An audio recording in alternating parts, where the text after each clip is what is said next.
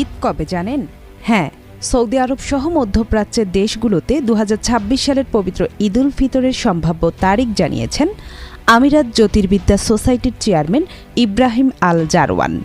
আন্তর্জাতিক গণমাধ্যম দ্য ন্যাশনালে এ তথ্য জানানো হয়েছে।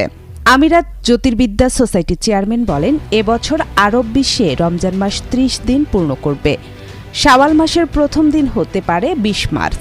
ইব্রাহিম আল জারওয়ান বলেন, আগামী বুধবার ২৯তম রমজানে আরব দেশগুলোর আকাশে কোনো অর্ধচন্দ্র থাকবে না। অর্থাৎ আগামী ২০ মার্চ শুক্রবার সৌদি আরব, আরব আমিরাত, কাতার সহ ওই অঞ্চলের বেশিরভাগ দেশে ঈদ হওয়ার সম্ভাবনা বেশি।